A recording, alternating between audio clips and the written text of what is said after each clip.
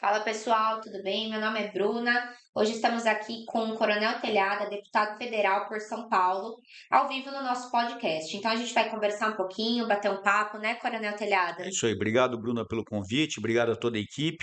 Estou à disposição para as perguntas aí. É isso aí. Nós selecionamos algumas perguntas, né? Abrimos uma caixinha de perguntas para verificar o que vocês têm interesse em saber da vida do Coronel Telhada, que já participou de inúmeros podcasts, enfim, e tem uma atuação ampla tanto na carreira militar quanto na carreira política também. E hoje a gente vai conversar um pouquinho. Então, queria também, em primeiro lugar, agradecer pela presença, pela Obrigado. disponibilidade, né? Mesmo numa agenda tão cheia, né? Veio aqui conversar com a gente. Prazer. Então vamos lá, Coronel. Bom, a primeira pergunta que o pessoal mandou nas redes sociais seria: por qual motivo o senhor escolheu a carreira militar? Olha, Bruno, eu acho que a gente escolhe as carreiras quando a gente é novo, né? Eu acho que quando a gente é criança, você analisa a família, analisa a vida. E meu pai era policial militar. Na realidade, meu pai era guarda civil. Eu não sei se você sabe, ou se nossos ouvintes sabem, até 1970. Nós tínhamos, eu tenho certeza que ninguém tinha nascido aqui ainda, nós tínhamos duas polícias estaduais. Nós tínhamos uma polícia que chamava Força Pública, do estado de São Paulo, e nós tínhamos uma outra polícia estadual chamada Guarda Civil de São Paulo. Não é essa Guarda Civil Municipal hoje, era uma tropa estadual. A Força Pública foi criada em 1831 e a Guarda Civil em 1926. Em 1970, essas duas forças estaduais se uniram, passando a se chamar Polícia Militar do Estado de São Paulo. Meu pai, quando eu era criança, ele era guarda civil. Depois ele veio para a Polícia Militar. Ele era soldado da Polícia Militar. E a gente observa sempre os pais da gente, o que eles fazem, né? O trabalho deles. E uma vez meu pai me levou num desfile lá no Anhangabaú. Naquela época as tropas desfilavam no Anhangabaú. Não era o que é hoje, né? Era uma avenida mesmo, não era aquele bulevar, era uma avenida. E eu assistindo os desfiles da Guarda Civil, da Força Pública, eu peguei pendor por aquilo, decidi que seria policial. Eu falei para meu pai, poxa pai, eu vou ser militar. Eu tinha 7 anos de idade. E a partir daquela data eu me preparei para isso. Eu passei a estudar, todas as minhas ações como garoto e como jovem, foi me preparando para ser um aluno de uma escola militar. Eu, a princípio, pensei em entrar no Exército, na Força Aérea. Cheguei a prestar exame no Exército, na Força Aérea, em 1976. Prestei para a SpaceX, para a Epicar. Não fui aprovado. Em 77, aí me falaram do Barro Branco, eu prestei no Barro Branco, fui reprovado também. Em 78, eu prestei novamente para o Barro Branco e aí eu entrei, aí eu ingressei. Então, prestei 3 vezes na realidade. E naquela época nós tínhamos pouquíssimas escolas preparatórias, pouquíssimas e muito caras. Então, eu, como filho de soldado, não tinha condição de fazer uma escola preparatória. Eu fui com o que eu aprendi eu fazia escola do Estado, estava no segundo colegial naquela época. E eu fui com a experiência que eu tinha de escola, e graças a Deus eu consegui passar no exame escrito, depois veio a prova de campo, né, o TAF, naquela época nós chamávamos prova de campo, psicológico, exame médico, tudo, e eu fui passando, e graças a Deus eu acabei entrando no dia 29 de janeiro de 1979, eu ingressei na Polícia Militar do Estado de São Paulo, na Academia do Barro Dia Branco, do meu aniversário, dia do seu inclusive. aniversário, nunca esqueço. Exatamente, dia do seu aniversário. E acabei ingressando no Barro Branco, onde eu servi na Polícia Militar durante 33 anos, né? Fiquei 5 anos no Barro Branco, fui para o policiamento, sempre trabalhei no policiamento, servi no interior, servi em várias unidades de policiamento e acabei minha carreira em 2011 na Rota. Sim. E o senhor consegue se lembrar como funcionava o concurso na época? Sim. As etapas? Na realidade, naquela época nós não temos a informatização que tem hoje, computador, essas coisas todas. Era muito fichinha, né?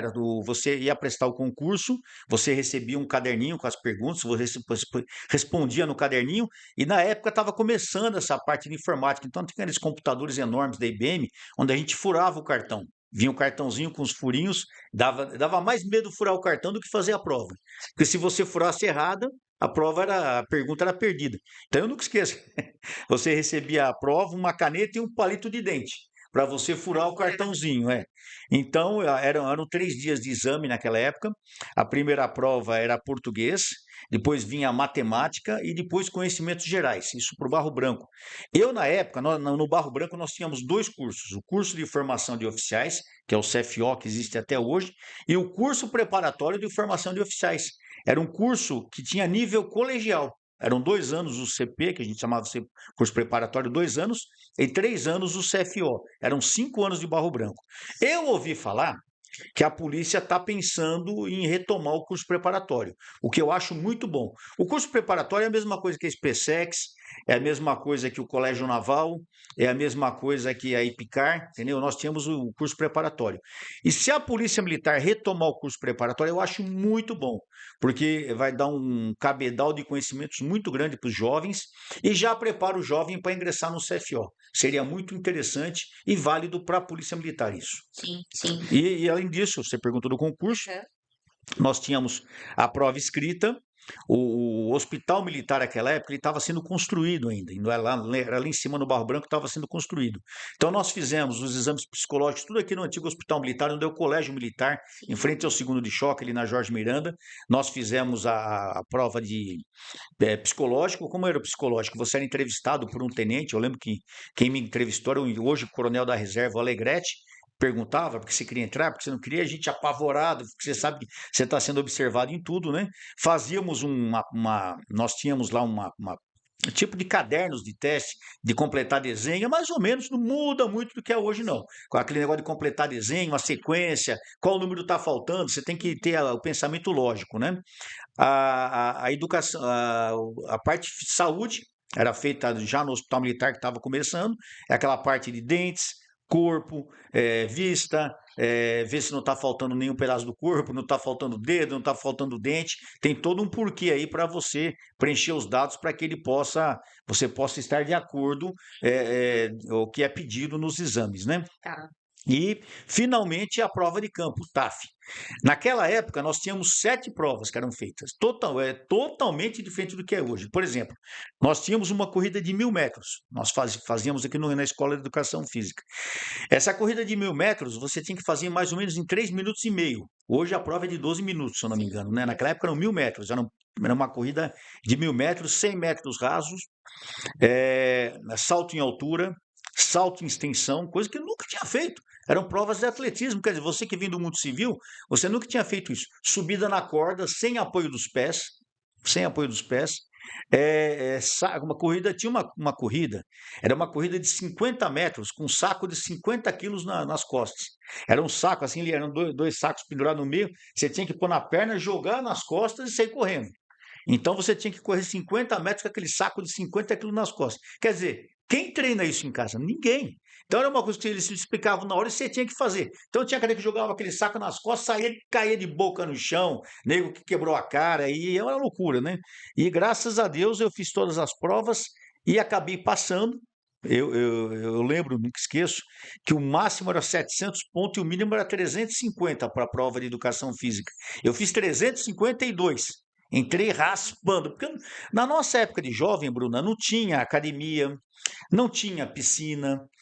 O jovem ele não se preparava fisicamente. Então, o máximo que um rapaz fazia era jogar bola. No final de semana, no campinho da vila. Eu, como trabalhava, já era office boy, o meu esporte era correr atrás de ônibus. Entendeu? Não fazia educação física, eu nunca fui chegar de jogar bola, sou ruim de bola pra caramba, não é minha cara, entendeu? Então não jogava bola. Mas eu não tinha nenhum preparo físico, então eu passei assim no talo mesmo, raspando 352. Passei por 2 pontos somente. Mas passei, ingressei. No final eu fui o 39º colocado da minha turma. Minha turma nós entramos em pouca gente, entramos em 60 pessoas. A minha turma é uma das menores do Barro Branco até hoje. São poucas turmas pequenas e uma das poucas turmas pequenas é a minha. Eu sou aspirante de 1983, me formei em 83 e foi assim os exames. Então, hoje o negócio é mais informatizado, o resultado é mais rápido. Aquela época demorava muito o resultado. Apesar que o resultado do Barro Branco ele era rápido. A gente prestava mais ou menos em outubro, depois de um mês, rápido. Depois de um mês saiu o resultado e você tinha que ir lá no Barro Branco ver. Eles afixavam numas paredes, numas telas, aquelas listas enormes com um monte de nome e você tinha que achar o seu nome lá no meio, entendeu? Entendi. Até aconteceu uma coisa muito interessante, né? Porque eu cheguei, aquele monte de gente, eu cheguei com a pastinha de office boy e fui entrando para achar meu nome e procurei, não achei. Falei, meu, Fui reprovado de novo, né? Aí eu saí, sentei até hoje no Barro Branco, no pátio interno do Barro Branco, tem aqueles bancos de concreto, não sei se Sim, você lembra, aqueles sim. bancos de concreto. Seu marido trabalhou lá, você sabe como que funciona lá. E eu sentei no banco e falei, caramba, mais um ano, eu tinha 17 anos, esse ano eu vou ter que servir o exército, caramba, puxa, estudei, me preparei e tal. Aí uma voz, Bruna, falou no meu ouvido assim, volta lá e procura pelo seu RG. Nossa. Falei, meu, se eu não achei meu nome, eu vou achar o RG. Meu RG tem 6, 8 números, né? Volta lá e procura pelo seu RG. Aí eu pedi licença de novo, aquele monte de gente na frente da listagem. Fui pedindo licença. Quando eu bati o olho na lista, Bruna, por Deus que está no céu, o primeiro RG que eu vi foi o meu, 11.216.887. De cara, eu olhei, meu RG, meu nome, passei. Meu, foi por Deus que eu passei, entendeu? Então foi um motivo de muita alegria, como eu te falei, demorou um mês o resultado. Pra você ter uma ideia, concurso para soldado, às vezes demorava 1, 2 anos para a pessoa ser chamada. E não tinha essa coisa. O que acontecia? Você queria ser soldado antigamente, você passava no quartel e falava, eu queria me alistar na polícia. Ah, entra aí. Você se alistava, você chegava, se alistava já na hora, pegava o documento, o cara já preenchia uma ficha, se assinava. Em alguns lugares você já fazia o exame ele mesmo, o concurso, prova escrita, depois aí você era chamado depois de um ano. Se você passasse de 1 ano, 2 anos, você era chamado para saúde, para o concurso médico, depois era chamado para o TAF. Então, às vezes, os exames demoravam 1, 2 anos. E era complicado, porque quando você prestava o exame, depois de 2 anos você ia querer ainda. Muita gente não queria mais. Lógico. Não é que nem hoje. Então, hoje o pessoal reclama, ah, demorou uma semana, demorou 3 dias. Na nossa época era 1, 2 anos o concurso, era uma loucura. Mas a tecnologia tem isso de bom, né? Sim. Então, os concursos eram assim, eram concorridos já na época. Eu lembro que na minha época, como eu te falei, nós tínhamos, era a princípio 30 vagas, depois passou-se para 60 vagas. E eram mais de 5 mil candidatos. Nossa. Então era um bom número de candidatos por vaga, né? Como é hoje ainda, nessa parte do exame ser concorrido, praticamente é a mesma Sim. coisa. Então É. vamos estudar. E aí me surge uma pergunta. A gente Pois sempre não. conversa, mas eu não sabia que o senhor tinha sido reprovado. 3 vezes, Eu 2 vezes. vejo, eu vejo as pessoas quando reprovam, desanimam, não Sim. quer mais Não estudar. quer prestar. É, Quem desanima não tem pendor para o negócio, porque o que vem fácil não é legal. Eu prestei 3 vezes, entrei na terceira. O Rafael, meu filho, o capitão Telhada, ele já entrou na primeira. Mas por quê? Porque como eu já tinha feito os concursos, já era oficial da polícia, eu sabia mais ou menos como que era o concurso. Então eu fui preparando o Rafa. Quando ele falou, pai, eu quero prestar concurso, nós fomos preparando ele para isso, fisicamente, psicologicamente. Ele fazia cursinho na época. Acho que nem existe mais objetivo, existe objetivo ainda. existe. Ele fazia, não tinha cursinho preparatório naquela época. Ele fez no objetivo, porque na época era. Como que chamava aqueles concursos do Estado? Não era. Era. Puxa vida, me fugiu o termo do. Era um concurso que era para para todas as faculdades. Aí no final tinha a O turma do Barro Branco. Enem, Era um Enem na época, só um que eu esqueci o Enem. nome, era mais ou menos isso. E aí ele foi preparado, então ele não precisava, ele foi preparado para uma faculdade normal, né? Uhum. E o Rafael já passou no primeiro concurso dele, ele entrou com 17 anos também. O Cano, o Felipe Cano, que é meu sobrinho, que você conhece, o Felipe prestou 13 vezes, 13 vezes. Então, existe o Felipe e outras pessoas que prestaram 10, 11, 12, 13 vezes. Essas pessoas, está claro que ela quer aquilo lá. Então, não há dúvida que ela tem realmente desejo para aquilo. Então, a pessoa que presta uma vez e já reprovou, já desistiu, ele não queria. Eu não consigo, não tenho pendor. É frouxo. É frouxo. Não quer, assume logo que não quer. Porque a vida não é fácil, a vida não é feita de moleza, não. Quer moleza, senta no pudim, entendeu? Não tem esse negócio de ficar, as coisas são difíceis. Quanto mais difícil você quer, você luta por aquilo, maior é a possibilidade de você se dar bem nessa carreira, porque você tem vontade, você é interessado e você tem interesse em chegar no seu destino. Sim, com certeza. E aí me vem também à cabeça que, de repente, depois de tantas reprovações, né? No caso do senhor foram 3, mas tem gente que reprova muito mais, o sentimento de vitória depois acaba sendo até muito maior, né? Bom, e aí eu também queria. Um outro mito que o pessoal fala muito nas redes sociais é assim: olha, só passa no Barro Branco, só passa, só vira oficial quem tem família rica. Mentira. Isso é um mito. E eu até Eu sou ouvi. testemunha disso. Eu sou filho de soldado. Na época, a nossa situação, não vou falar que a gente era paupérrimo, porque seria mentira. Nós tínhamos uma vida muito humilde, tá? Uma vida respeitosa. Eu estudava em escola pública, meus irmãos estudavam em escola pública, não passávamos fome. Meu pai tinha um salário de soldado, mamãe costurava e fazia bolo para fora, entendeu? Então, mamãe sempre trabalhou para sustentar, ajudar meu pai a sustentar a família. Então, esse papo que filho de rico entra no Barro Branco, mentira. Filho de rico, a grande maioria não quer nem estudar, a gente sabe disso, né? Então não vem com esse papo furado, não. Ah, é só filho de oficial que entra no Barro Branco. Mentira. Eu sou filho de soldado. O meu filho ingressou porque ele era filho do Major Telhado na época, não. Ele estudou, ele ingressou porque ele estudou e estudou muito. Estudou, tanto que o meu filho foi o terceiro mais novo a entrar. E a maioria da turma dele são poucos filhos de oficiais. Uhum. A grande, esmagadora maioria são filhos de civis, filhos de praças. Então, por quê? A polícia, a escola militar, seja ela das Forças Armadas ou das polícias, ela tem uma coisa que irrita, principalmente os esquerdistas e os idiotas de plantão. As escolas militares, elas são muito justas. É puramente meritocracia. Entendeu? Vai entrar quem estudar. Não importa se é branco, preto, São Paulino, corintiano, crente, católico, não importa. Se você estudou, se preparou, você vai ingressar. Agora, se você acha que você vai ingressar porque vai descer um anjo do céu e dar uma pancada na sua cabeça para você entrar, pode sair fora que não é o seu futuro. Não tem nada disso, não. Tem que estudar, tem que se preparar fisicamente, se preparar psicologicamente, porque não tem varinha de condão, não. O que você vai fazer você ter sucesso no concurso é a sua preparação. Simples assim. Então não tem filho de rico, filho de oficial.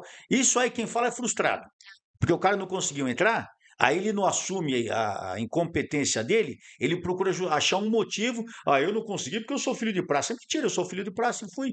Então o cara quer justificar a incompetência dele dizendo que os outros são privilegiados. Negativo. Todos têm a mesma oportunidade, basta querer e se preparar. Certeza, é isso aí. Então, eu acho que seria interessante a gente conversar um pouquinho também como foi a carreira do senhor ao sair do Barro Branco, né? Bom, veja bem, hoje nós estamos num mundo diferente. Nós estamos falando de quando eu saí do Barro Branco, foi dia 15 de dezembro de 1983. Esse ano vão se completar 40 anos que eu me formei. Olha só, quem nasceu naquele dia está com 40 anos. Então, é uma loucura. Quando eu penso nisso, até assusta a gente. Dá muito medo. A vida passa muito rápido. Parece mentira. 40 anos. Então, era uma polícia diferente, era um mundo diferente. Até a nossa farda era diferente. O que acontecia na época é o seguinte: quando a gente saía do Barro Branco, normalmente os aspirantes, os alunos que se formavam, passam a ser aspirantes, né? Os aspirantes eram destacados para batalhões em São Paulo. A minha turma foi a primeira turma a ir todinha para o interior. A minha turma foi todinha para o interior. Nós não esperávamos isso. Veio a ordem do comando e eu estava tudo certo já para ficar ou no 18º, que era na freguesia onde eu morava, ou na Lapa também, que é uma região que é perto de casa que eu sempre trabalhei. E não. Quando eu me formei, veio a ordem para nós todos irmos para o interior. Então, nós todos fizemos 3 opções. Eu fiz 3 opções e eu lembro que essas opções seriam feitas da seguinte maneira: o 01 da turma escolheria o 02, o 03, o 04 e por aí vai, até chegar no último colocado. Eu sou o 08 da minha turma, entendeu? Só o que aconteceu, coisas que eu falo por causa da tecnologia. No dia da nossa formatura, não tinha o resultado nosso de formatura ainda. A gente sabíamos que tínhamos passado no ano, todo mundo tinha sido aprovado, mas não tinha a nota final. Olha só, no dia da formatura, conclusão, ninguém sabia quem era o 0, só sabia quem era o 01 da minha turma, que é o Vaz, porque eles levantaram, porque tinha que entregar espadinha, espada, aquelas coisas todas pelo governador. E só o 01 sabia quem era, os outros não sabiam. Então chegou na hora de escolher, ninguém sabia quem, só ia ser o primeiro, o segundo e o terceiro a escolher. O que eles fizeram? Eles pegaram os pelotões, Alfa, Bravo e Charlie, eram 3 pelotões da minha turma, e foi pela ordem alfabética, do A até o Z. Eu era do Charlie, o último pelotão, telhada, uma das últimas letras. Quando chegou na minha vez de escolher, não tinha mais nada. Entendeu? E eu lembro que a minha formatura foi um rolo, foi tudo atrapalhado. Aquela época era confuso. A gente tem saudade, mas a gente reclama muito de hoje, mas antigamente o negócio era confuso. Eu lembro que eles foram escolher os batalhões, Bruna, no dia da formatura.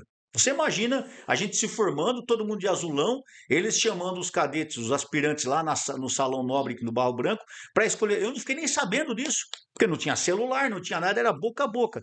Quando eu cheguei no quartel de manhã, já tinha sido escolhido. Conclusão, eu fui por 23 BPMI. O que você pergunta para mim?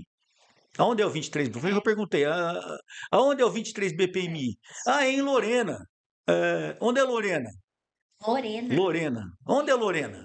Eu sei que é longe. É no Vale do Paraíba. É. Aonde é o Vale do Paraíba? Eu não sabia nem onde era que é o Vale do Paraíba. Eu fui para um batalhão que eu não sabia, eu não imaginava onde que era, não sabia nem que existia Lorena. Por quê? Não é ignorância tal, mas é que naquela época a comunicação era difícil. Hoje você dá um Google, põe Lorena, aparece a foto da cidade, vídeo, aparece. Naquela época não. Você queria pesquisar, você tinha que ir na biblioteca pública, lá na Praça Dom José Gaspar.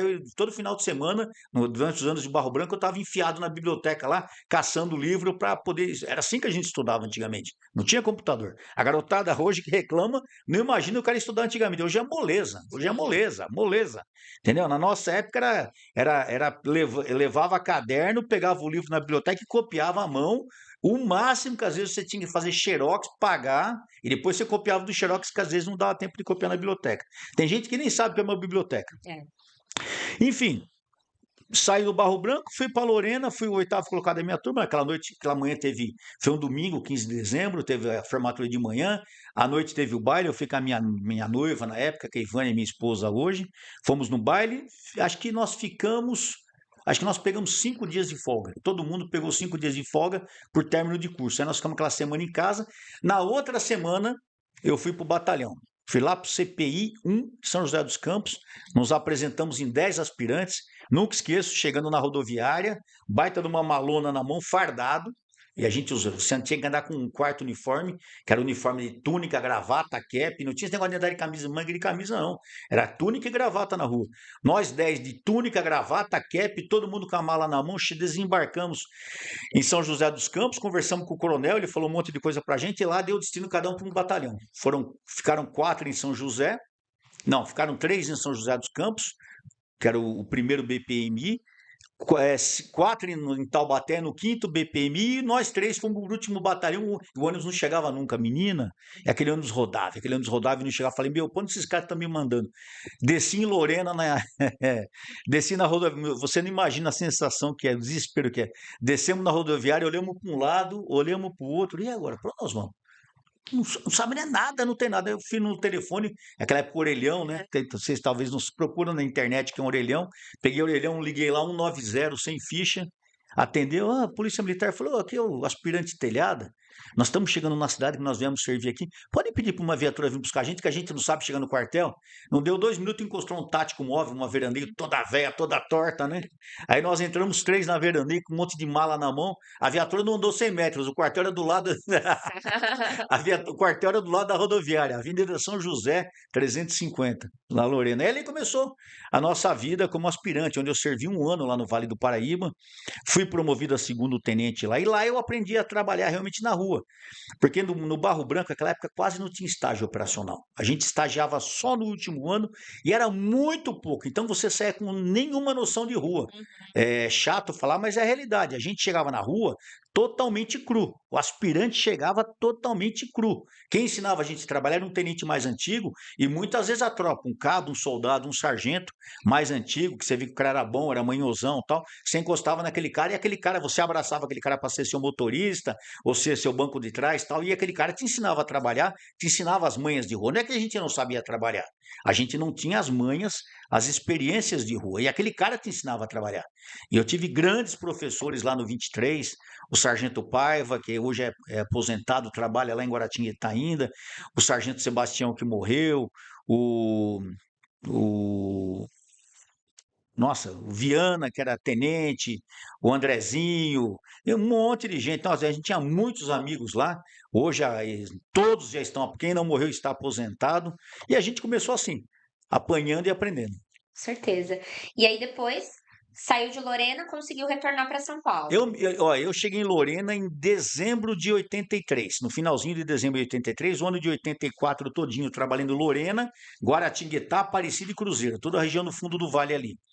Em 25 de agosto de 84, eu fui promovido a segundo tenente. Você troca a estrela, você sabe o que é isso. Você tira a estrela de aspirante e põe a estrela de tenente.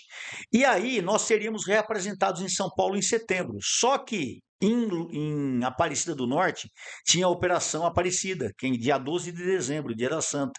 E o coronel, comandante do batalhão, queria que a gente ficasse lá. Não só para ajudar, porque nós éramos em 3 tenentes já, Sim. que ele precisava de reforço, como para experiência para a gente. Então ele jogou esse H que era para experiência, para a gente aprender. Os caras seguraram a gente até novembro lá, até o finalzinho de outubro. Então, a minha turma todinha voltou para São Paulo, eu, o Casaroto e o Eugênio, os outros 2 aspirantes que estavam comigo, nós ficamos em Lorena, fizemos a festa da padroeira no dia 12 de outubro e ficamos lá, acho que até dia 15, dia 20, eu não lembro exatamente quando. Voltamos para São Paulo.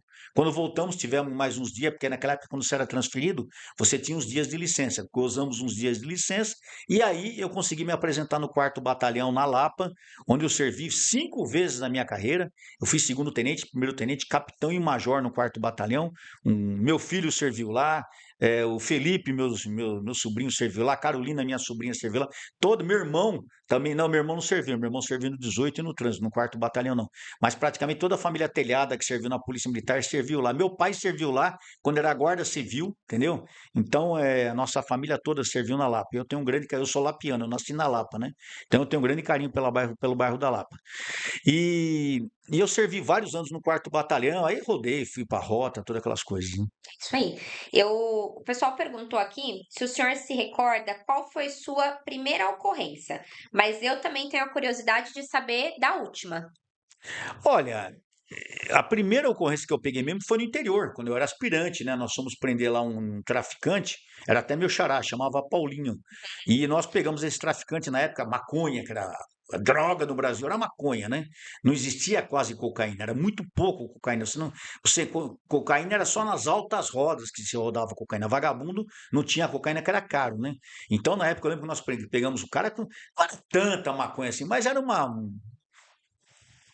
saco de maconha e já não, foi a primeira cana que eu dei. Eu atuei como tráfico de entorpecente. Até saí no jornal no Ipacaré, que era o jornal lá de Lorena. Nem sei se existe esse jornal ainda hoje. Mas saí lá no jornal Aspirante Telhada, que via Sargento Paiva. O Paiva estava com a gente lá. Aliás, o Paiva que foi gigante nessa corrente, porque eu não sabia nem como começar. E saiu meu nome no jornal até. Eu tenho um recorte de jornal guardado até hoje. Um dia eu preciso trazer o meu, né, Davi? Trazer o álbum de recorte de jornais para eles verem. Eu tenho todas essas ocorrências guardadas ainda. E foi a minha primeira ocorrência. Agora, o meu primeiro tiroteio já foi na Lapa, como segundo tenente, em 1985, no dia 25 de novembro. Era uma noite, nós tínhamos trabalhado uma noite de domingo para segunda, nós tínhamos trabalhado a noite toda. Eu entrava às 7 horas da noite e saía às 7 da manhã. E eu estava no Tático Móvel essa época. O Tático Móvel era o Tático Comando do 4º Batalhão. E 4 criminosos foram roubar um depósito da Brahma, ali na rua Turiaçu, bem do lado do Bourbon ali. Sei. Aquele depósito ainda existe, tem um estacionamento hoje, porque eles vão derrubar tudo para fazer o metrô lá, mas o depósito do lado da pastelaria brasileira ainda existe Sei. aquele prédio lá. E lá era uma distribuidora da Brahma. E 4 vagabundos naquela madrugada chegaram lá para roubar, tudo com escopeta, pistola, eram armas modernas, né? Porque a gente só usava 38 na polícia e eu, como tenente, tinha uma metralhadora. E nós chegamos e arrebentamos. Morreram 2 ladrões, foram presos 2. Salvamos 11 reféns nesse dia, dia 25 de novembro de 1985. Salvamos 11 reféns. Foi a primeira ocorrência grande que eu peguei com um tiroteio, onde eu participei da Uhum. morte de criminosos, né? Eu já tinha pego alguns tiroteios antes, mas não comigo. Eu Sim. tinha apoiado, já tinha visto o cara morto. Lembro, o primeiro cara morto que eu vi foi ali na ponte do Piquiri. O cara tudo tatuado, com os 2 tiros bem no peito, assim. A hora que eu vi o cara no chão, eu lembro que eu tava com a lanterna, joguei a lanterna nele assim. Eu vi o cara com os buracos no peito, falei, meu, eu nunca tinha visto aquilo, né? Tinha visto no IML. IML é uma coisa, mas você vê assim na ocorrência é outro. O bicho tudo ensanguentado. Na ocorrência o bicho já tá lavado e tal, não é tanto. Mas lá não, lá o bicho tá fedendo ainda, o cheiro de sangue e tal. O sangue ainda saindo, borbulhando. Então, aí você olha e fala, caramba, tal. Mas quando você mata é diferente, né? Porque aí você fala, pô, o cara tava vivo, fui eu que atirei no cara, né? Então é um sentimento. Eu lembro que todo mundo falava assim: quando você mata o primeiro cara, você não dorme à noite, você fica sem comer, porque você fica lembrando. Acho que eu sou meio retardado, então. Porque eu não senti nada. Nós passamos, porque nós trocamos tiro, era 5, 6 horas da manhã, e aquele dia, como eu falei que nessa época não tinha tecnologia, para você fazer um boletim de ocorrência, Bruno, era uma coisa assim. Um flagrante demorava 24 horas. Uma ocorrência de tiroteio começa, nós apresentamos no distrito, era umas 8 horas da manhã. Nós ficamos até as 10 da noite para fazer a ocorrência. Só para você ter uma ideia, o boletim de ocorrência ele era feito em 7 vias. Então era a primeira via, carbono, segunda via, papel carbono, terceira via, papel carbono. A partir da quarta via você não lia mais. Porque o carbono não dava, você pegava o BO, assim, sempre que até hoje eu não entendo porque era 7 vias se você não conseguia ler. Isso Uhum. coisa louca da administração pública, né? Então, até fazer o boletim de ocorrência, até aprender todos os armamentos, ouvir, eram 11 testemunhas, 11 reféns, até ouvir todas as testemunhas, ouvir os policiais, ouvir os 2 malas que foram vivos, fazer o recolhimento dos presos, papiloscopia, fazer os caras tocar piano, como a gente chama, né? A parte de papiloscopia.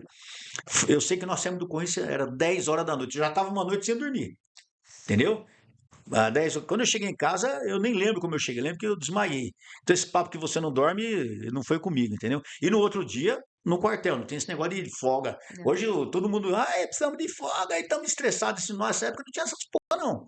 Era trabalhar 24 horas, no outro dia no quartel e sem reclamar. Hoje, os mimizentos reclamam de tudo. Eu fico olhando os caras reclamando, eu falo, meu, esses caras não têm noção do que a gente passou. Entendeu? Ganhava mal, não tinha armamento, não tinha. A gente comprava a nossa farda porque não tinha fardamento. A gente comprava peça para a viatura porque não tinha, a polícia não dava, senão a viatura não saía. E a gente trabalhava, ia para a rua, trocava tiro. E hoje os caras reclamam de tudo. A turma fala, velho, fala tudo igual. Não é. É que a gente viveu isso. A gente viveu isso. Então, no outro dia já trabalhando, e foi assim, a primeira ocorrência. Então, o primeiro tiroteio foi assim, aqui já no 4º Batalhão, como segundo tenente. E minha última ocorrência, você fala de tiroteio? Eu acho que é a última da carreira. A minha última ocorrência com tiroteio comigo foi no 7º Batalhão.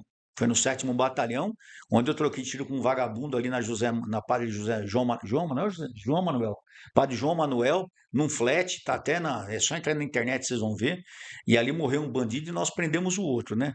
Agora, a minha última ocorrência mesmo foi na rota, quando eu me aposentei na rota, eu lembro que a última ocorrência eu apoiei algum sargento, eu nem lembro, pode falar a verdade, não lembro. Eu pegava ocorrência todo dia.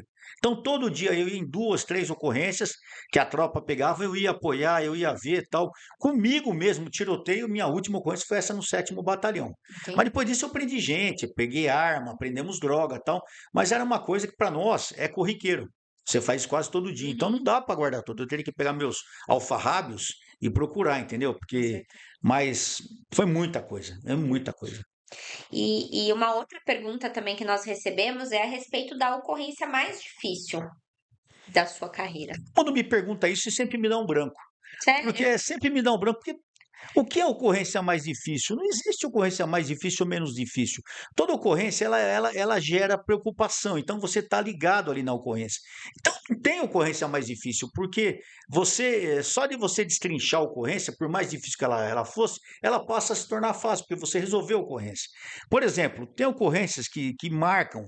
Você falou agora, me veio uma ocorrência, a gente subindo a Avenida Interlagos, eu tenente na rota, barca de rota, veraneio cinza, nossa, bons tempos que ele me passou, nunca esqueço. A gente parou no semáforo assim, no sentido contrário, entrou uma moto, atravessou bem na frente, 2 caras e uma mina na moto, a mina no sanduíche, um cara, a mina e o cara. Normal, naquela época ninguém usava capacete, era normal você ver o Uhum. pessoal cometendo infração de trânsito, porque era um negócio meio largado naquela época. Mas deu aquele. Falei, vamos ver essa moto. Pô, o Arnaldo acelerou, encostamos, desce mão pra cabeça tal. Os caras feios. Aí, como era uma mina, a gente nunca dá geral, era só homem na barca de rota, a gente não dava geral em mulher. Você não pode pôr a mão na mulher, né? Então eu falei, a mina do meu lado, eu pus a mina do meu lado, comandante da equipe, Uhum. e os caras com a mão pra cima, tal, tomaram geral, tal, olha toda, busca pessoal que nós chamamos, não tinha nada. Os dois não tinham nada. E eu tô vendo que a mina tá ciscando do meu lado, a mina tá ciscando do meu lado, né? Falei, encosta aqui, mina, encosta aqui. A mina é novinha, devia ter 18, 19 anos. Eu já tinha mais de 30 nessa época. Aí ela magrinha, com roupa assim. Falei, tudo bem? Falei, encosta aqui. Aí quando eu ia conversar com as minas, eu pegava na cintura delas. Que se tá arma, tá onde? Assim. Cintura, mas não deu outra. A hora que eu peguei na Ah, cintura dela, eu já senti uma arma. Eu peguei, puxei ela. A hora que eu meti a mão pelas costas dela, outra arma nas costas. Ela tava com 2,38 na cintura. Os vagabundos deixavam o 38 com ela para ela passar batido. aham. Aí quando eu puxei 2,38, eu falei, ei, conclusão, os 3 em cana e ela entrou junto. Ela entrou na coautoria. Então é uma ocorrência que marca, você tem essas ocorrências que marcam, né? Mas uma ocorrência que me deixa, sempre me pergunta, me deixa muito triste, é a ocorrência quando você vê alguma coisa muito violenta, muito grave, né? Não é nem ocorrência de rota, foi uma ocorrência de trânsito. Uma vez com uma barca de rota, a gente patrulhando a freguesia do Ó, Avenida João Paulo I com Itaberaba, lembro o local exato. Não lembro a data, mas estou vendo a ocorrência. Era umas 5 horas da tarde, o sol se pondo. Nós viemos pela João Paulo e subimos a Itaberaba sentido cemitério da Cachoeirinha. E nós estamos subindo, de repente a gente começa a ver todo mundo dando sinal pra gente, dando sinal pra gente. Acidente lá embaixo, acidente. Aí nós voltamos com a barca. Quando nós voltamos, um caminhão de areia carregado de areia, começou a subir Aí a Itaberaba, começou a subir Itaberaba e não aguentou. Eu acho que o motorista errou a marcha, porque naquela época os carros não eram sincronizados, que era marcha seca, que a gente chama, era no tempo, né? Eu acho que ele errou a marcha, o caminhão começou a voltar e ele não conseguiu segurar o caminhão por causa do peso. Conclusão, tinha um avô e um netinho na calçada para atravessar a rua. O caminhão passou em cima deles, chegou lá, sabe o que é truque? Sabe o que é caminhão trucado? Não. Caminhão trucado é aquele caminhão que tem dois eixos atrás. Tem um Sei. eixo na frente e dois eixos atrás. A gente chama de caminhão trucado. O molequinho debaixo do truque, debaixo das rodas. Eu olhei assim e falei, meu, zerado, estourado, tudo aberto. E o velho do lado caído. O velho, acho que era mais novo que eu hoje. Caído assim, com a cabeça aberta, sangrando. Aí eu olhei para os polícia e falei, vamos pegar. Aí nós pegamos, vamos socorrer. Pegamos o cara, pusemos na viatura. Falei para um polícia ficar no local, preservando, já tomando os demais. Chamando aí, nós pedimos apoio pelo rádio. E nós socorremos o avô para o PS João Paulo. E meu neto, eu falei, não, tá bem, fica tranquilo, outra viatura vai socorrer. Mas eu sabia que ele estava morto, sabia que ele estava morto. E ele tinha na idade do Rafael, meu filho. O Rafael devia ter 2, 3 anos, mais ou menos. Então eu relacionei muito aquele menino morto lá debaixo daquele caminhão com o meu filho, entendeu? Então essa ocorrência me marcou muito, é uma ocorrência que pesa, toda ocorrência com criança. Quando você é pai ou mãe, quando a gente mesmo não é, já pesa uma ocorrência com criança. Mas quando você é pai, mãe, avô, pesa demais. Então essa ocorrência que me marcou muito. Você vê que interessante, não é uma ocorrência de tiroteio, não é uma ocorrência de flagrante, é uma ocorrência de trânsito, mas que o policial militar, quando ele está na rua, ele se envolve demais durante o serviço. Então a turma acha que é só tiroteio, tiroteio, não é. Às vezes um atendimento de uma criança engasgada, uma carona que você dá para a pessoa, aquilo te marca muito mais que uma ocorrência. Quantas vezes a gente andando na rua de madrugada, você via a mulher sozinha, tá fazendo, não, eu tô esperando um ônibus, você vê que a mulher tá assustada, tô esperando um ônibus, o ônibus não veio, isso era 3, 4 horas da manhã, a mulher sozinha, numa quebrada, você mora onde? Eu moro aqui. Podemos levar a senhora? Punha a mulher dentro da viatura, 3, 4 polícias, chegava, esperava o marido dela, falava, assim, olha, nós trouxemos, porque ela estava sozinha no ponto, no lugar. A pessoa não sabia o que fazer para agradecer a gente. Não é função da polícia dar carona. Não é função da polícia, mas não é a função da polícia não deixarem as pessoas sofrer nenhum perigo. Então, quando você tirava aquela pessoa daquela zona de perigo, você estava salvando a vida dela, vai saber o que ia acontecer. Então, quantas vezes nós, num simples gesto, a gente pegava, ganhava um dia naquele simples gesto. Você descer, cumprimentar uma criança ou cumprimentar um cidadão, você parar para tomar um café numa padaria, alguém vem conversar com você, te agradecer. Então, no policiamento tinha muito disso, era muito gratificante, né? Eu tenho muita saudade do policiamento. Uma das perguntas também que a gente recebe é com relação. A gente sabe que o trabalho da polícia é um trabalho mentalmente exaustivo, Sim. né? Então, uma das perguntas foi a seguinte: o que o senhor fazia para conseguir ficar bem, manter a sanidade mental e conseguir trabalhar bem durante todos esses anos? Fazia não, eu faço até hoje, né? Porque apesar de eu ter saído da polícia, minha vida é uma loucura, né? Sim, com Na certeza. política, eu passo mais estresse do que na polícia, entendeu? Eu tenho saudade do meu tempo de polícia, porque trocando tiro, prendendo vagabundo, correndo na rua, eu era mais feliz do que na política, era menos estressante, pra você ter Sim. uma ideia. Pode parecer loucura, mas é verdade. O estresse na política é uma coisa assim, a frustração é muito grande, sabe? Mas eu sempre fui evangélico, eu sempre frequentei a igreja, uma coisa que eu nunca deixei de fazer. Igreja é uma coisa importante, seja de qual religião for, porque você sai daquela sua zona de trabalho, aquela sua rotina de trabalho.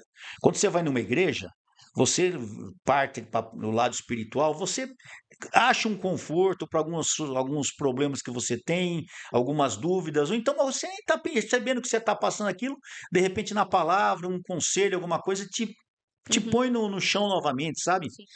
Uma outra coisa, família. Família é muito importante. Eu sou casado há 38 anos com a Ivânia, apesar de ter dado muito problema para ela, que eu sou um xarope, né? E eu ficava 2, 3 dias sem aparecer em casa, caçando ladrão, sumido, era uma loucura. E minha mulher sempre foi muito paciente, sempre foi muito amiga, presente. Então, a preservação da minha família eu devo à Ivânia, entendeu? Graças a Deus. E a família sempre comigo foi uma coisa que me ajudou muito, me livrou de muitos problemas. É, pequenos hábitos também, como você sair. Na época, nos meus dias de folga, eram muito poucos, né? E nos meus dias de folga a gente ia pro quartel. Na época de rota, a gente era tudo xarope. Dia de folga a gente ia pro quartel. E é loucura isso, mas ia. Só que eu levava o Rafael. Eu tinha moto, eu metia um capacetão na cabeça do Rafael e levava ele na moto comigo. Uhum, Então nós rodávamos Todo dia de folga junto. Até os 12, 13 anos, o Rafael me acompanhava todos os dias. Aí depois que ele fez 13, 14 anos, ele me abandonou, foi cuidar da vida dele. Mas até os 12, 13 anos, a gente era muito amigo, a gente não se largava. Então, quando você tem filho, você tem uma preocupação extra-corporação, isso te tira daquela loucura também. Por quê? O cara que não tem isso, ele trabalha na polícia um dia e no outro dia também. Ele fica caçando encrenca. Ou vai em boteco, ou vai pra putaria, ou vai fazer o que não deve. Conclusão, o resultado nunca é bom. O resultado é sempre perverso. E aqueles caras que não se aperceberam disso, muitos perderam família, perderam esposa, perderam filhos. A hora que aposenta, o cara vai para sarjeta, porque é negócio de cachaça, não tem futuro também. O cara começa tomando uma cerveja, da cerveja ele vai para pinga, vai para conhaque. Não, é só uma caipirinha, é só 2 caipirinhas, é só 10 caipirinhas. Quando o cara vê, tá no meio desse negócio. Eu tenho uma coisa comigo, eu nunca fui em festa, eu não sou chegado em festa, eu sou antissocial, entendeu? Não gosto, você sabe disso, toda a minha família sabe que eu sou chato nesse aspecto. É uma mania minha, mas eu adquiri isso na polícia, entendeu? É uma das coisas que a polícia me deixou como marca e eu não consigo mudar isso, entendeu? Não consigo. Mas, por outro lado, me salvou muito, porque a turma ia para churrasco, para festa, eu não ia. E lá era aquela desordem, cachaçada, cachaça, arma e mulher junto não dá certo. Cachaça, arma e mulher não dá certo. Como eu nunca fui de festa, eu vou falar que eu nunca fui, mentira, eu fui uma, duas, mas todas as vezes que eu ia tinha problema, tanto que até hoje eu não vou, entendeu? Não vou. E eu me livrei de muito problema, assim, me safei de muitos problemas.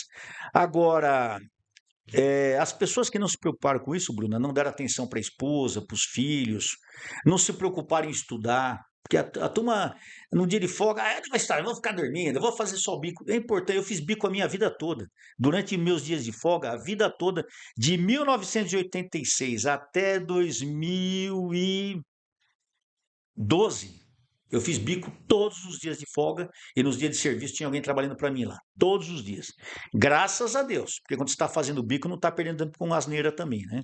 A minha libertação financeira, graças a Deus, eu devo à Polícia Militar, lógico, que se não fosse a Polícia Militar eu não teria nada. Mas eu devo a muito bico que eu fiz também. Muito bico. E dou graças a Deus por isso. Mas eu só parei depois que eu entrei na política. Até aposentado eu continuava fazendo. Então, se eu não estava fazendo bico, eu estava com a minha família, estava na igreja, tenho meus hobbies também, eu sou filatelista, coleciono selo, adoro colecionar coisa, né? Sempre tive Fusca, carro velho, essas coisas, eu gosto de meus carros, não é carro velho, é carro antigo, né? Gosto de cuidar gosto de mexer com mecânica, não sou mecânico, mas gosto de ficar arrumando as coisas, entendeu? Então sempre a pessoa tem que achar alguma coisa fora do normal dela, para ela distrair um pouquinho e viver uma outra realidade. Que se você fica naquilo todo dia, que nem você estuda, você é advogada, se você fica naquilo, você fica xarope. Fica uma pessoa chata, inconveniente, desagradável. Então você tem que viver, mas tem que sair com seu marido, tem que ir numa festa, tem que sair para jantar fora, sai para comer um pastel, não tem que fazer, final de semana, tem oportunidade, quando puder, leva a família na praia, não tem que fazer, não tem praia, vai na Praça da Sé, dá uma volta, tirar foto em frente à igreja, vai fazer alguma coisa. Mas é importante que as pessoas entendam que elas têm que ter um momento de distração, um momento de lazer e, se possível, sim, um momento para a espiritualidade, que isso faz bem, conforme a idade vai passando, mais ainda você vai percebendo. Quando você é muito jovem, você não dá atenção para isso. Mas Sim, quando a idade vai chegando, você vai vendo como é importante. sim. E tem gente que tá assistindo e acha que é hipocrisia, né? Mas Não, não é. Coronel Telhada é família, todo final de semana e igreja também, E né? você é testemunha disso. Testemunha, sempre família, tudo é família. Viagem, família, sempre família Tem que gente que não me gosta de faz falar, esse cara é hipócrita, até É, parece que ele vai na igreja. Primeiro que eu tô me lixando porque pensam em mim, sabe? Não tô nem aí, exato. quero que se dane. Mas segundo que eu não tenho que dar satisfação para ninguém. Terceiro que eu sou o que sou mesmo. Eu falo, quando eu sou na polícia, eu sou coronel telhado, entendeu? Uhum. Não dou mole para vagabundo mesmo. Na política, eu sou coronel telhado. Só que na minha casa eu sou o Paulo, tenho mulher, tenho filhos, tenho netos, tenho um espírito para prestar conta, tenho o corpo, hoje mesmo fui no cardiologista, tal, você tem que cuidar, tem que se cuidar.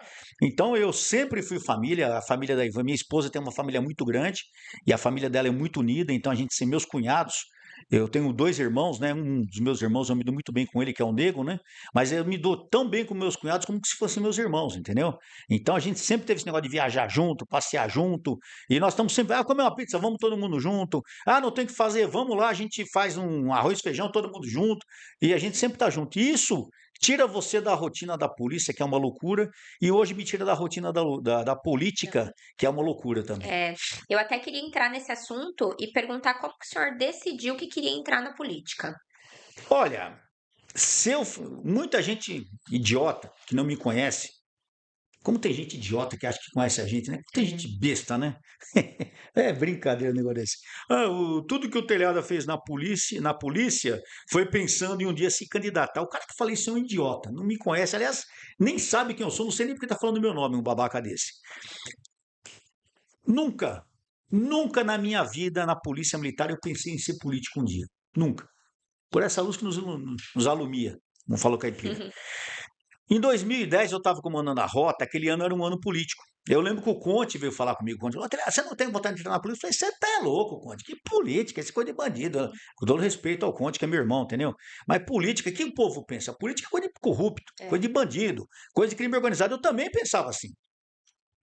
E não queria saber. Em 2011, quando eu fui obrigado a aposentar, houve uma mudança na legislação, eu fui obrigado a aposentar. Eu tive um mês para me aposentar, eu não queria, eu queria continuar na Polícia Militar. Só que aí eu fui obrigado a aposentar e saiu no jornal. Homem com fama de mal vai aposentar. E Nossa. aí os partidos políticos começaram a correr atrás de mim. Mais de 10 partidos vieram falar comigo. Os 8, 9 partidos vieram falar comigo. Todos que eu falei, não, não, não, não vou, não vou, não vou. E cada dia era um partido me visitando lá na rota, querendo que eu, não vou, não quero saber disso, pelo amor de Deus. Não quero saber de política. Um dia, os meus oficiais vendo isso, né? Um dia, os meus tenentes e meus capitães pediram permissão para falar comigo lá no meu gabinete, quando eu comandava a rota, eu autorizei, eles subiram. Foram falar, coronel, precisamos falar com o senhor. Eu falei, pois não, coronel, a gente está observando aí que muita gente vem procurar o senhor, partido político, e o senhor não está aceitando. Pô, o senhor devia aceitar. Eu falei, não, eu não vou. Isso é coisa de crime organizado, não quero saber disso. Não, o senhor tem que ir. Eu falei, não vou. Aí comecei até a Uhum. discutir com os tenentes, com os capitães. Não vou discutir. Uma discussão amigável, né? E aí um deles falou, coronel, o senhor é um cara conhecido, um cara famoso, é um cara trabalhador, é um cara honesto, modéstia à parte, eu sou mesmo. É um cara que é coerente. O senhor tinha tudo para ir na polícia, que sabe, o senhor tem que ir. Falei, não vou. Não. O senhor que tem condição de ser eleito, se o senhor se negar a essa missão, daqui para frente o senhor perde o direito até de reclamar, que o senhor tinha condição de mudar. Aí eu falei, pô, bicho, é verdade, né? Todo mundo reclama de tudo. Na internet, então, É o isso. que mais tem é gente aí, guerrilheiro de internet, gritando, brigando, sendo dono da verdade. Só que nunca se apresenta para a missão. Eu falei, pô, bicho, é verdade, todo mundo reclama tudo, tanto. Será? Aí eu fui falar com a Ivânia. Nossa, a Ivânia quase me matou, bicho. Ah, pelo amor de Deus, agora que você tá para aposentar, que você tem que sossegar o rabo, você vai sair fazer loucura. Falei, caramba, né? Essa mulher falou não já, né? Quem Uhum. manda em casa sou eu, você sabe, né? É, sei. Mas aí eu falei, caramba, né? Fiquei meio assim. Mas aí eu resolvi falar com o Ferreira Pinto, que era o secretário de Segurança Pública. Eu falei, eu vou falar com ele, ele vai me mandar merda e vai ficar por isso mesmo, né? Vai, que é político, o quê? Aí quando eu falei com ele, ele, pô, é uma boa ideia. Boa ideia, eu acho que você tem que ir. Vou arrumar alguma coisa para você. Aí eu fiquei mais, não, não, é uma ideia, vamos fazer isso mesmo, você vai se candidatar. Aí eu fui falar com o Camilo, que era o comandante geral, mesma coisa. Falei, caramba, eu voltei a falar com a Ivânia. Falei, Ivânia, pô, tá todo mundo me enchendo o saco, achando que eu devo. Mas, Paulo, você não deve ir, você vai ficar exposto, você já tomou tiro, você é a vida toda perseguido. Falei, mas se a gente não for, quem vai? Vai deixar. Porque a partir do momento que a gente se conforma que política é coisa de bandido, a gente não pode reclamar, porque a Sim, gente está conformado. sim. Concorda? Se é coisa de bandido e a gente aceita, do que nós estamos reclamando? É verdade e tal. E ela começou a concordar. E aí o Ferreira Pinto me arrumou. Eu fui para o PSDB na época, que era o partido do governo. E eu não sabia nada. Foi onde me arrumaram.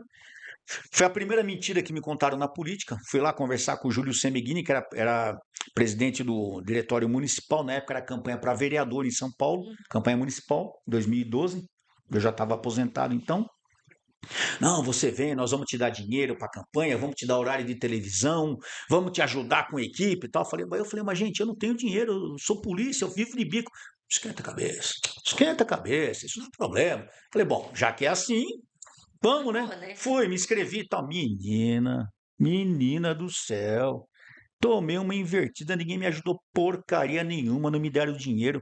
Eles davam dinheiro assim, vamos supor, dava 20 mil, eu já estava devendo 40, aí dava mais 20, eu já estava devendo 50. Negócio assustador, eu não tinha equipe, eu não sabia por onde começar, perguntava para um, ninguém me falava, perguntava para outro, ninguém me falava, e eu fui fazendo, eu, manga, eu, Manga, o saudoso Manga, a gente começou a fazer, o Davi que estava aqui, a gente começou a fazer tudo na orelhada, a gente não sabe, montamos um santinho na internet, aquele santinho do jeito que nós fizemos, deve ter até na internet até hoje.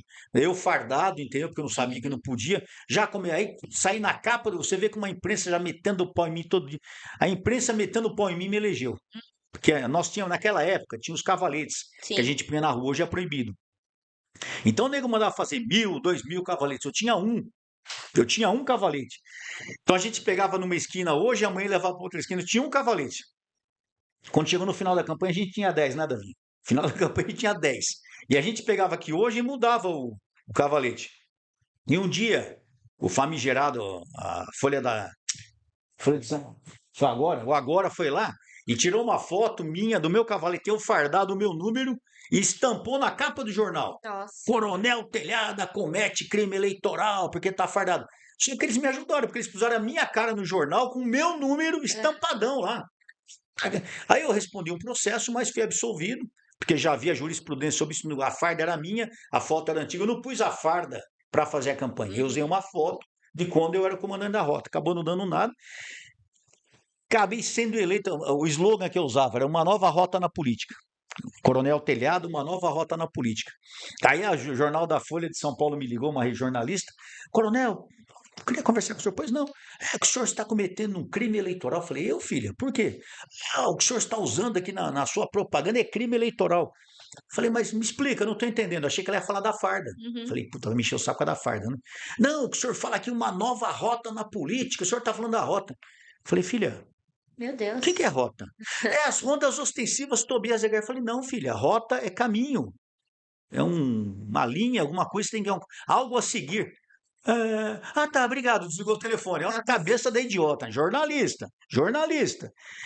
E assim foi, eu acabei sendo eleito com 89 mil votos, fui eleito vereador em São Paulo, coisa que eu, por Deus, que tá. Duas coisas que eu nunca imaginei na vida. Primeiro, que um dia eu seria comandante da rota.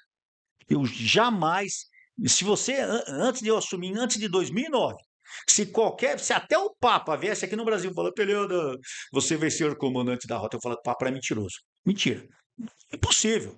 Impossível ser comandante da rota. Eu fui. E outra coisa, jamais na minha vida, por essa luz que nos alumia mais uma vez, eu pensei trabalhar na política. Nunca, nunca, nunca. De repente, eu estou eleito vereador, o quinto mais votado do Brasil. Acho que a gente não se conhecia, Cleber, você era menina, as nossas famílias nos conheciam. 89 mil votos, 0,53. Só com campanha familiar. Só com campanha Sem familiar, sem nada. Prometeram horário na televisão, acho que eu apareci 5 vezes, e 5 tudo em horário que ninguém via. Puseram para falar que me puseram. Os caras me queriam para conseguir o quociente eleitoral, não votaram uma fé. Quando eu fui eleito, fui o quinto, fui o segundo mais votado do partido e o quinto do Brasil. Foi um boom, né? Aí depois eu fiquei 2 anos como vereador. Em 2014 eu saí candidato a deputado federal, fui eleito com 254 mil votos, o segundo mais votado de São Paulo. Em 2018, 19, eu fui eleito com 214 mil votos, tive 2 mandatos de deputado estadual, e agora em 2022 eu fui eleito com 69, quase 70 mil votos, deputado federal. Fiquei de suplente, mas acabei assumindo porque um dos deputados saiu. Então, desde o dia 8 de fevereiro eu estou deputado federal. E vamos ver os planos que Deus reserva para a gente. O ano que vem eu estou repensando se vale a pena eu continuar deputado federal, porque esse negócio de suplente não é um negócio muito certo. O outro pode voltar e eu perco o mandato e tal. Então eu estou analisando se vale a pena vir na campanha do ano que vem. Nós estamos pesando com a equipe aí para ver o que a gente vai fazer. E é isso. E agora, na política, a gente continua trabalhando com segurança pública e fazendo uma coisa que eu sempre fiz na polícia, ajudando as pessoas. Porque muitas pessoas não acompanham o trabalho da gente. Mas o que você fez? A pessoa não se dá o trabalho de entrar na internet e ver que eu, como deputado estadual, eu tenho 40 leis, já, Davi? Quantos números exatos? Você lembra? 39? Mais ou menos quase 40 leis de minha autoria e coautoria com outros deputados. Como vereador, eu tive quase 10, né, Davi? Mais ou menos, eu não lembro os números exatos. Então, números que eu até não faço questão de marcar para falar, é petulante, ficar falando, não, então, mais ou menos isso. Como deputado federal, eu estou há 8 meses, eu não tenho lei, mas tenho vários projetos em andamento, estou trabalhando por uma lei agora a favor do motociclismo, né? Que nós estamos, eu trabalho na área de segurança, motociclismo, toda a área saúde, educação, todo mundo que vem procurar a gente com problema, a gente procura procuro atender, porque a gente não é exclusivo de uma área, a gente atende a todas as pessoas. E na política, Bruna, a gente tem feito isso, tem atendido muita gente, temos tido um resultado muito bom, só que é difícil, né? Porque quando você é vidraça, você toma pedrada de tudo que é lado, e quando você é uma pessoa pública como eu sou, não preciso te falar como eu apanho, é normal, e você tem que estar preparado para isso, você não pode reclamar. Faz parte do jogo, eu escolhi isso aí. Então eu apanho muito, a gente é muito criticado, numa esmagadora maioria das vezes, a gente é criticado sem razão, que a pessoa te critica sem saber o que você pode ou não pode. Por exemplo, quando eu era deputado estadual, uma das maiores críticas é que eu não dava aumento para a polícia. Eu ia falar isso agora. Eu ia Mas falar o senhor não dá aumento para a polícia, aí você explica mais de 1000 vezes que deputado não pode dar aumento para a polícia, não pode nem propor, não pode nem fazer projeto. Isso é chamado vício de iniciativa. O único que pode dar aumento para a polícia, no caso estadual, é o governador. Essa ação cabe do executivo. Nem o secretário de Segurança Pública, nem o comandante-geral, nem o delegado-geral pode. Eles podem propor para o governador, estão precisando de um aumento, como foi feito. O secretário propôs, o governador analisou e deu um aumento esse ano. Mas na nossa época, quem que era? Geraldo Alckmin, Dória, pessoas que não gostavam da polícia, entendeu? Eram anti-polícia, não vou falar pró alguma, mas anti-polícia. Então a gente amargou anos de sofrimento com o PSDB aí. E as pessoas não entendem isso. Não, aí vai um outro deputado e começa a gritar: por que tem que ter aumento? Por que tem que ter aumento? Aí teve aumento, não teve do mesmo jeito. Não, mas o outro grita. O que adianta? Política não é grito, política é resultado. Eu trabalho por uma política de resultado. Então, se você acha que outro deputado que gritou fez mais coisa, só vê quantas leis o cara fez e vê quantas eu fiz. O resultado o cara trouxe de concreto e o que eu trouxe? Eu tenho muita, por exemplo, a assessoria total jurídica e gratuita para a Polícia Militar e Polícia Civil, uma lei minha do doutor Olim. Era a lei, foi sancionada, depois a OAB entrou com a ADIM. Quando entrou com a ADIM, a lei foi derrubada. O Dória fez isso de bom, pelo menos. O Dória abraçou a mesma coisa que nós fizemos no projeto e fez uma lei. Hoje a Polícia Militar e a Polícia Civil têm assessoria jurídica total e gratuita graças a essa lei. A SAP, a Secretaria de Administração Penitenciária e a FEBEM tem assistência total jurídica e gratuita, lei do Coronel Telhado. E muita gente não sabe. Não sabe. E não quer saber. É. Uma grande coisa. O polícia, quando ele é processado, ele tem que vender carro, tem que vender casa para pagar advogado quando está na cadeia. É grande coisa? Sim, grande coisa. Fora a lei de ingresso que nós mudamos, o negócio de. Hoje, milhares de policiais militares que estão na polícia entraram graças a uma lei que eu fiz uma emenda. Sim. Porque antigamente, você lembra disso, a altura mínima para policial militar qual que era? 1,60. Era 1,60. E para a mulher 1,55. Exato. Graças a uma emenda minha, nós passamos o homem para 1,55 e a mulher 1,50. Também tem uma outra questão que é relacionada à idade, né? Na lei de A idade. ingresso, antes Ah, muita depende. gente reprovava porque a idade ela era verificada no momento da posse. Hoje o homem é 1,60 o mínimo, né? Hoje o homem é 1,60, a mulher é 1,55. Era antigamente o homem era 1,65 e a mulher 1,60. Nós abaixamos para 1,60 o homem e 1,55 a mulher. Eu falei errado, mas fomos nós que fizemos. A idade, assim, foi algo que foi maravilhoso, porque hoje a pessoa precisa comprovar a idade no momento da inscrição. E outra coisa, quando chegou a lei, a idade máxima eram 26 anos. Nossa, 26 anos. Aí eu lembro que vieram conversar conosco, eu fiz uma emenda passando a idade máxima para 30 anos. E foi uma briga para passar. Eu imagino. E nós aumentamos a idade para 30 anos, abaixamos a altura, nós fizemos o negócio da tatuagem, esse negócio eles reprovaram e depois ganhou no STF. Que mais duas coisas, Davi, eu não lembro, você lembra? Precisa escrever. Gente, é que Precisa escrever essas coisas, senão a gente o esquece. mais importante da lei de ingresso é que passou a ter uma lei. A Polícia Militar, ela aplicava os concursos sem lei. Não, até você, 2016. e você tem que entender que era 26 anos até para entrar no Barro Branco. Hoje, até o civil com 30 anos, ele pode prestar no Barro Branco, direto. Sim. Então, e outra, acabamos com a idade limite, acabamos com a idade limite para a tropa. A tropa, ela podia prestar no exame no Barro Branco até 30 anos. O soldado, o civil até 26 e o soldado, o cabo-sargento, até 30. Passou desse, ele não podia mais prestar. E através de uma emenda nossa, nós acabamos com a idade limite para policial militar. Ótimo. Então, 3 coisas que nós fizemos que ninguém quer saber. Você fala, grande coisa. Entendeu? E o meu filho agora está conseguindo acabar com a idade para o Chacal, para o CH. Ótimo. Ele fez uma lei, o governador vetou, mas ele conversou com o DERIT, com o governador, vai vir uma lei do próprio governador acabando com a idade limite para o CH, para o Chacal.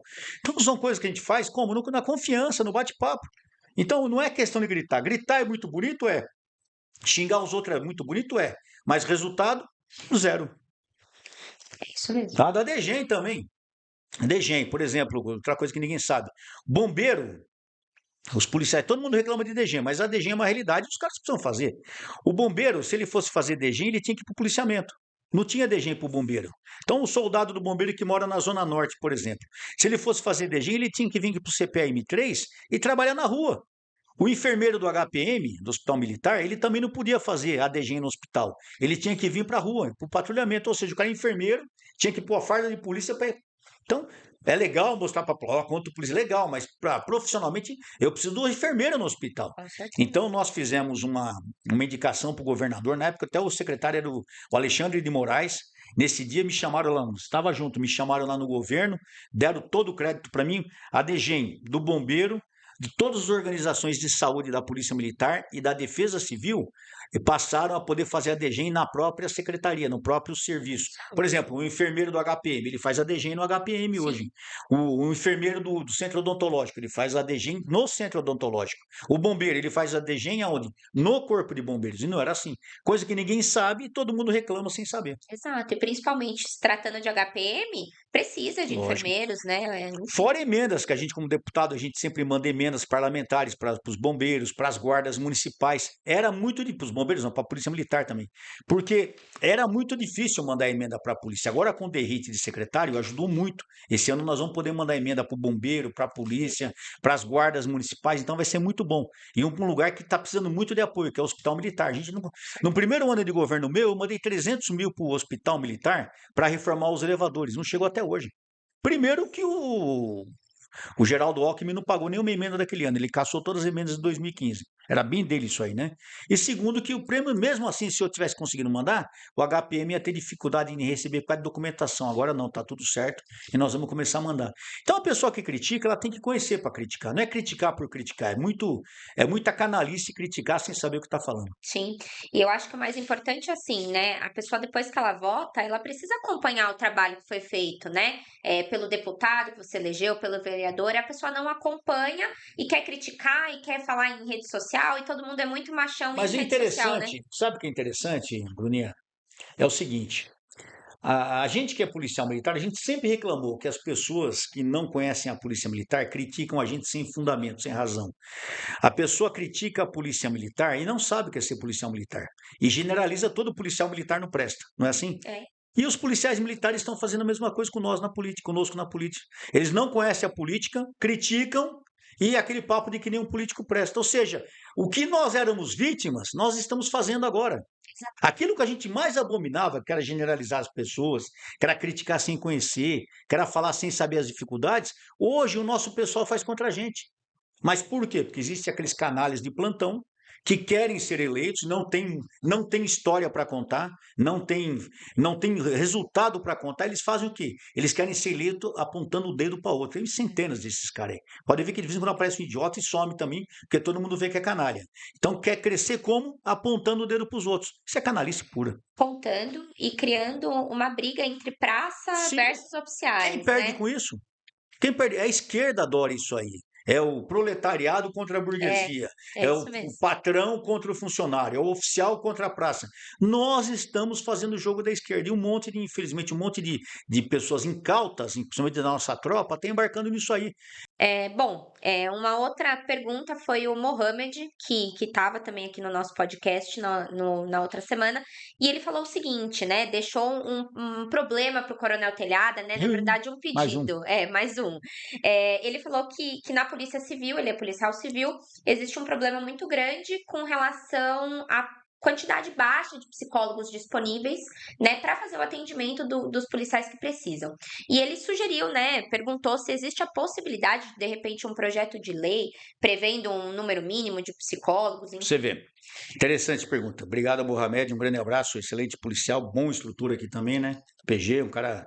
Mohamed é de primeira qualidade. Você vê, olha, o Mohamed é uma pessoa instruída, é policial, mas ele mesmo está pedindo uma coisa que é impossível. Que eu falei para vocês de vício de iniciativa. Eu não posso fazer um projeto criando novos cargos. Por quê? Acho que é o artigo 29 da Constituição Estadual, se eu não me engano é o 29, não lembro com exatidão, sou ruim de número, viu? Não sou um advogado, sou ruim de número. Fala o seguinte: nenhum projeto de lei, ninguém do legislativo pode ter uma ação que venha a fazer o Estado gastar, mesmo que seja R$ 1. A partir do momento que eu crio um cargo, você vai ter que pagar essa pessoa. Então, eu estou criando gastos para o Estado. Então, esse projeto tem vício de iniciativa. Só quem pode fazer isso é o governador. Nesse caso, o que eu responderia ao Mohamed e respondo a você, Bruno, é o seguinte: o que eu posso fazer? Conversar com o capitão Derrite, com o secretário de Segurança Pública, Guilherme Derrite, deputado federal, e propor a ele que seja aberto concurso para psicólogos na Polícia Civil. Aliás, até falando nesse momento, eu até achava interessante a gente criar um centro de saúde mental da polícia ou da Secretaria de Segurança Pública, porque na PM nós temos vários funcionários que são psicólogos, são normalmente policiais militares, eu não sei, tem civis, hoje eu não sei na estrutura da polícia, tem civis contratados na Polícia Militar? Tem, como É, psicólogo. então a Polícia Militar tem essa preocupação até pelo concurso, mas pela sanidade também, que nós temos muito problema de saúde mental na polícia hoje. Mas eu achava que já passou da hora da gente criar um centro de estudos de psicanálise, eu não sei, tem que tomar até cuidado com o nome para não falar que é um negócio meio assim, mas um estudo de saúde intelectual. Da Polícia Civil, da Polícia Militar, no caso, se fosse a Secretaria de Segurança Pública, até dentro do Estado, entendeu? Mas principalmente a Polícia Civil, a Polícia Militar e a SAP, não podemos esquecer da SAP também, e a FEBEM também, que eles passam por problemas sérios mentais, porque vivem uma vida louca. Você imagina aquele cara dentro da SAP, fica dentro da muralha lá, ou fica no alto da muralha, ou escoltando preso, é um serviço super estressante também. Eu acho que merece uma atenção. Então, eu vou me pedir licença para o Mohamed para pedir essa permissão para ele, para levar essa ideia para o Derrite, apresentar essa proposta, e vou pedir para o meu filho até fazer uma indicação. O que é uma indicação? É um documento que se faz ao governador, se fazendo a proposta para criar um departamento de saúde mental na Polícia Civil ou na Secretaria de Segurança Pública para atender as duas polícias. Então, podem ficar tranquilos que eu vou até anotar isso aí para não esquecer, Se o para senhor me poder fazer isso aí. permite, já que tratando nesse assunto, eu, enquanto advogada, tenho contato com muitos policiais militares que buscam um auxílio com psicólogo ou psiquiatra e depois são perseguidos, né? Então, Que é absurdo, né? é um absurdo. Então, eu acho que o essencial é criar um lugar afastado mesmo, tratando de segurança pública do estado de São Paulo, não dentro da Polícia Militar ou dentro da Polícia Civil, porque infelizmente existe essa perseguição, sim. Inclusive, quando eles estão em estágio probatório, é aberto PAE para mandá-los embora, enfim, o simples fato de buscar um auxílio psicológico, né? Então, Aí, Bruna, eu vou dar uma opinião agora de policial militar. Toda verdade existe em três lados, né? sim. Existe a sua verdade, existe a minha verdade, existe a verdade verdadeira. Então eu sempre tenho muita cautela em atender isso. Tem gente idiota na polícia que persegue os outros? Tem. Infelizmente, tem um bando de idiota que esquece que às vezes porque tem uma divisa a mais ou uma estrela a mais, se acha mais macho ou mais homem ou mais mulher que o outro, né? Eu acho um absurdo isso. Essa cautela eu tive a minha vida toda e passei isso pro meu filho, que a gente tem que atender bem todo mundo, ser educado com todo mundo e responsável com todo mundo. Mas, em contrapartida, também tem aqueles que não querem assumir as responsabilidades, que entram na polícia e depois, em vez de pedir baixa, ficar dando problema e se escuda. E se escuda também, dizendo que tem problema de saúde mental ou problema físico. E mesmo depois de passar no profissional e o profissional falar, a pessoa não tem nada, mentira, estou sendo perseguido. Então, você sabe o que eu estou falando. Então, eu acho que é importante criar um fundo de saúde mental, sim, uma coisa feita por profissionais totalmente isentos de emoções, entendeu? Eu lembro que na época nós tínhamos no HM o Dr. Cury, o Coronel Cury, um excelente psicanalista que ajudou muita gente na polícia, hoje ele já é aposentado. Ele é uma pessoa que teria muito a contribuir com isso, mas é importante sim, eu acho que é um assunto importante e eu vou levar para o secretário de Segurança Pública essa ideia, sim. Eu acho que é super importante, até porque eu tô com um caso, até comentei recentemente, de um aluno oficial que, enfim, estava fazendo acompanhamento psicológico e psiquiátrico, só quem o atendia não era psiquiatra em nenhum momento, né? Então era um oftalmologista, um cardiologista e um ortopedista. Errado. E os três falaram, olha, E ele não você tem sabe, condições de você falou isso aí, eu lembrei que na minha época de academia, um menino numa turma na frente da minha, ele, como é que eu posso dizer para não ficar, ele ficou louco, não é isso, ele despirocou. sabe? Parafusou, ficou xaropinho, xaropinho. Quando eu falo xaropinho, o cara ficou ruim, mais ruim mesmo. Tanto que ele teve que se afastar aquele ano, ele perdeu aquele ano da academia e voltou na minha turma depois. E na minha turma ele ficou ruim de novo, mas era ruim assim, um negócio assustador à noite, o cara via coisa. E nossa, um negócio horrível, um negócio horrível. A gente tinha até medo, porque a gente era criança na época também, moleque, 17, 18, 19 anos, e você vê aquelas coisas assim, é uma coisa assustadora. Tanto que esse colega nosso, pra você ter uma ideia, ele foi aposentado como segundo tenente, porque ele perdeu totalmente as condições mentais. Isso na academia. Ah, mas era muita pressão. Ah, mas é o terrorismo. Mentira, pô, eu passei por toda essa pressão, eu não sou melhor que ninguém. Sim. É que tem pessoas que infelizmente têm problemas. Não adianta querer colocar a culpa no sistema. A pessoa que tem problema. Às Ela vezes já passou entra pelo com exame de seleção. depressão. Ela passou pelo exame de seleção, mas acabou escapando alguma coisa. A gente quer culpar a corporação por problemas individuais. E eu sou muito pró-instituição, sou mesmo. Sou muito militar nesse aspecto, sabe? Porque a gente é louco para colocar a culpa na polícia. Só que o culpado são as pessoas. Eu passei por injustiças na polícia, pelo amor de... Se tem um cara para falar mal da polícia, esse cara sou eu. Bruna, durante Certeza. 33 anos de serviço, eu fui movimentado, eu fui transferido 28 vezes. Então, se tem alguém que foi perseguido na polícia, fui eu. Porque matava bandido, porque fazia bico, porque ajudava a tropa. Só em 2002, em 10 meses, eu fui transferido 4 vezes. Aí vem falar que isso não é perseguição? E onde eu chegava, paulado em cima, interior, pagando gasolina. E era major, hein? E era major da polícia. Respondi um CJ para ser expulso da polícia. E tem tanta coisa. Então, o que acontece?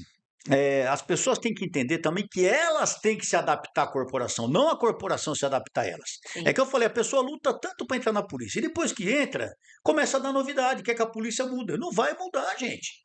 Não vai mudar. Quando a gente entrou, estava lá no edital tudo o que ia acontecer.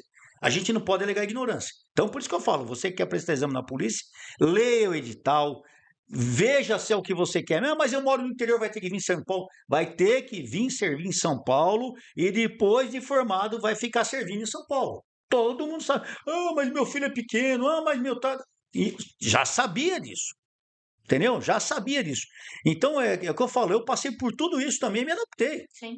Então as pessoas não querem se adaptar, é simples, sai, sai. Agora, que nós temos problema psicológico, nós temos muito. Eu te falei de colegas da academia que tiveram. Teve um outro que achava que era o General Patton. Entendeu? O cara corria dentro da academia, falando que era General Patton, também foi aposentado. O cara tocava piano, era um gênio. Só que despirocou no primeiro ano também. Então, acontece isso. Teve uns que se mataram, um colega que se matou dentro da academia. Na turma do meu filho teve um que se matou também, 1 ou 2 anos antes, que era da contemporânea, se matou também. Então, infelizmente, isso é do ser humano. Como é que nós vamos coibir isso? Tratando. E mesmo assim nós teremos problema.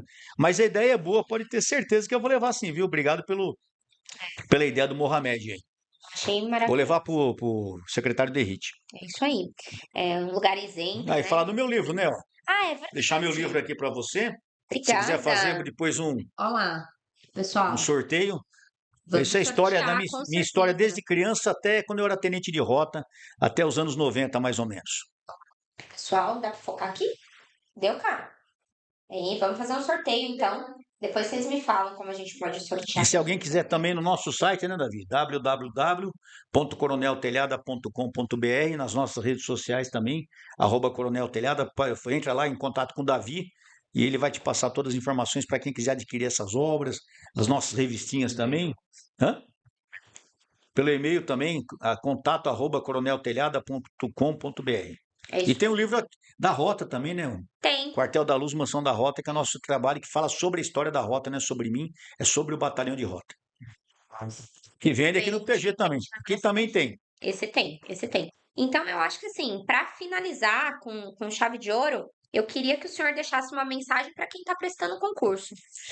Olha, se eu fosse jovem, novamente, infelizmente a gente não Uhum. tem essa possibilidade, é uma vez só, né? Aproveitem bem, porque é uma vez só. Eu ingressaria de novo na carreira militar, na Polícia Militar.